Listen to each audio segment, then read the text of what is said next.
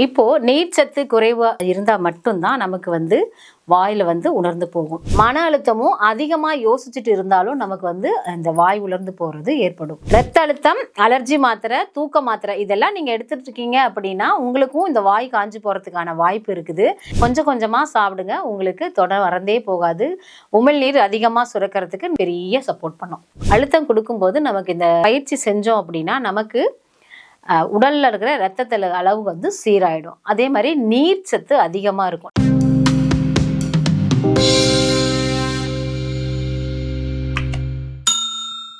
வணக்கம், நான் யோகம் மீடியாலேருந்து வசந்தி. இன்னைக்கு தினம் ஒரு தகவல்ல வாயை பற்றின தகவல் பார்க்க போகிறோம். வாய் உணர்ந்து போகிறத பற்றி. அதாவது உதடு உணர்ந்து போகுது அப்படின்னா நம்ம அதை அசால்ட்டாக விடாமல் கம்பல்சரி அதை நாம் கவனிக்கணும், கவனத்தில் எடுத்து போகணும். ஏன் நம்மளுடைய வாய் உணர்ந்து போகுது, காரணம் என்னங்கிறத நம்ம கவனிக்கணும். என்னன்னு பார்த்தீங்கன்னா, வாய் உணர்ந்து போச்சு அப்படின்னா நமக்கு செரிமானம் ஃபஸ்ட்டு விஷயம் சரியாகவே நடக்காது. கூடவே தூக்கமும் வராது. இன்னொன்று பார்த்திங்கன்னா, தலகாணி உயரமாக வச்சு படுத்தாலும் நமக்கு வாய் உணர்ந்து போயிடும். அதே மாதிரியே வாய் உணர்ந்து போயிடுச்சு அப்படின்னா நமக்கு அடுத்த நாள் உமிழ்நீர் சுரக்கிறதும் குறைஞ்சிரும். நீங்கள் வாய் உணர்ந்து போயிடுச்சு நம்ம தண்ணி குடித்து சரி பண்ணிக்கலான்றதெல்லாம் இல்லாமல் அதை நீங்கள் சரியான முறையில் கவனிக்கணும். அதாவது உங்கள் உடம்பு உங்ககிட்ட பேசும், அதை நீங்கள் கவனிக்கணும். என்ன கவனி, நான் இன்னைக்கு உடல்நலம் சரியில்லாமல் இருக்கேன், ஸோ என்னை கவனின்னு சொல்லுது. அதுக்கு தான் எச்சரிக்கை மணி தான் இந்த வாய் உலர்ந்து போகிறது.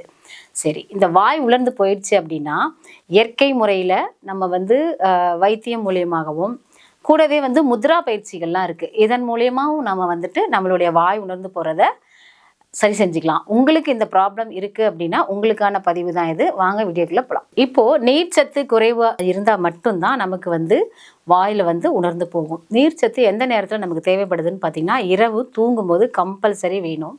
இரவு நீங்கள் தூங்குற நேரத்தில் உங்களுடைய சுவாசம், வியர்வை, இரத்த ஓட்டம் இதெல்லாம் தேவைப்படுறதுக்கு கண்டிப்பாக தண்ணி வேணும். இந்த தண்ணி நைட்டு நீங்கள் தூங்கும்போது நிறைய தண்ணி குடிச்சிட்டு தான் நம்ம படுக்கணும். அப்படி குடிச்சிட்டு படுத்தாதான் நமக்கு தேவையான நீர் அங்கே இருக்கும். ஸோ இந்த தண்ணி நமக்கு அதிகம் இல்லாமல் இருந்துச்சு அப்படின்னா நம்மளுடைய யூரின் அடர்ந்த நிறத்தில் இருக்கும். கூடவே காலையில் வாய் துர்நாற்றம் அதிகமாக இருக்கும். அடுத்தது பார்த்திங்கன்னா தலைவலி இருக்கும். ஸோ இதெல்லாம் இருந்துச்சுன்னா நம்மளால் அன்னைக்கு அன்றாடம் செய்கிற வேலைகளை ஒழுங்காக செய்ய முடியாது. ஸோ இந்த பற்றாக்குறைகள் வராமல் இருக்கிறதுக்கு நம்ம இரவில் தண்ணி குடிக்கலாம். நம்ம உடம்பை நம்ம தானே பார்த்துக்கணும். ஏற்கனவே சொன்ன மாதிரி நம்ம உடம்பு ஒரு கோவில். ஸோ அதில் முக்கியமானது உடல்லே அதிகமாக நோய் வர இடம் பார்த்திங்கன்னா வாய் தான். அந்த வாயை நம்ம உணராமல் பார்த்துக்கணும். வாய் திறந்து தூங்குவது கவனிக்கப்படாத ஒரு காரணம். வாய் திறந்து தூங்கிட்டு இருந்தோம் அப்படின்னா உதடு உலர்ந்து போயிடும். இதனால் நமக்கு பார்த்திங்கன்னா குரட்டை வரும். கூடவே பார்த்திங்கன்னா நமக்கு தலையணை உயரமாக இருக்கக்கூடாது. ரெண்டாவது ஏசிக்கு நேராகவும் நம்ம படுத்திருக்கக்கூடாது. சுவாச பிரச்சனைகளும் வரும். இதெல்லாம் இருந்துச்சு அப்படின்னா வாய் உலர்ந்து போயிடும்.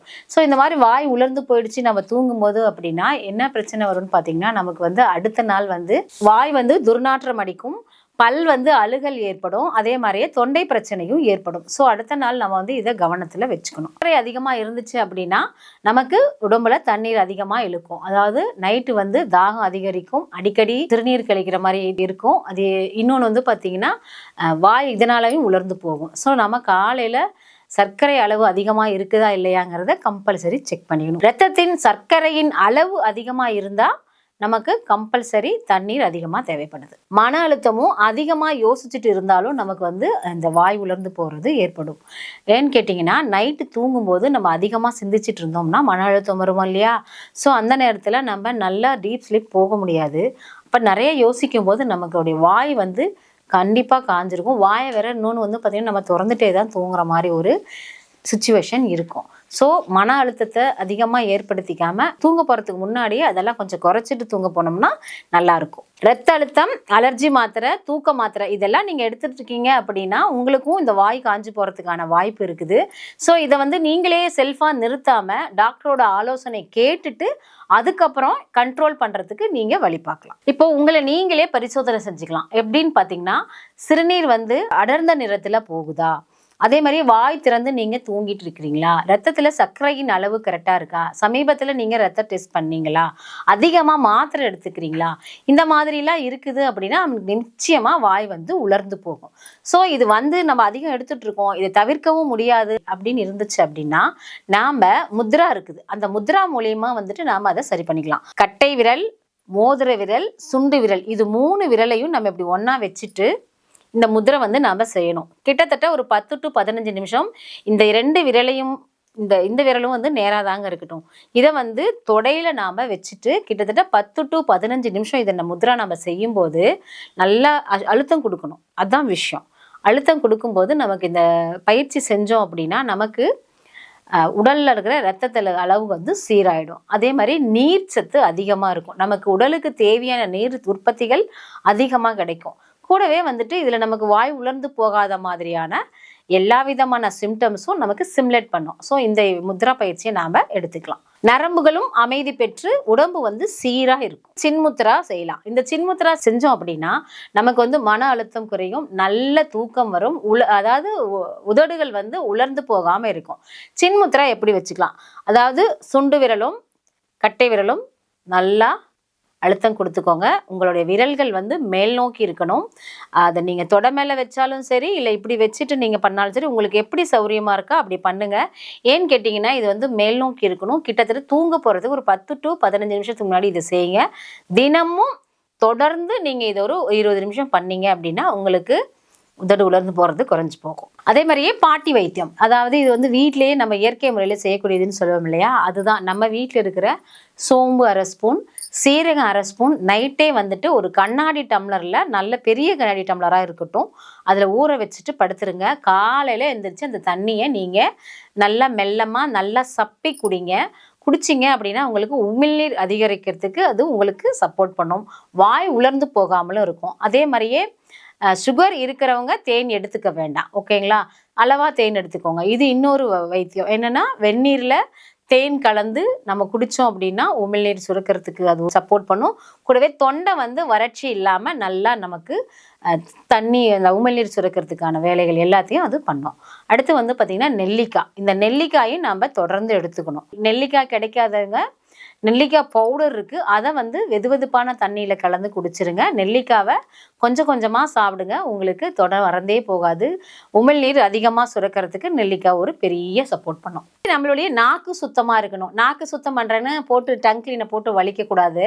தானாக சுத்தமாகும். எப்படின்னு பார்த்தீங்கன்னா, செம்பு பாத்திரத்தில் உணவுகளோ தண்ணீரோ நம்ம எடுத்துக்கும் போது கண்டிப்பாக நாக்கு தானே சுத்தமாயிடும். ஸோ அதிகமாக செம்பு பாத்திரத்தை பயன்படுத்துறதுக்கு நீங்கள் முயற்சி செய்யுங்க. இப்போ செய்யக்கூடாதவை பார்த்தீங்க அப்படின்னா, வெறும் வயிற்றுல டீ காஃபி குடிக்கக்கூடாது. அதே மாதிரியே மவுத் வாஷ் இருக்கு இல்லையா, அது நீங்கள் பயன்படுத்தவே கூடாது. கெமிக்கல்லாம் நிறையா இருக்கும். நான் சொல்கிறது அந்த மவுத் வாஷு.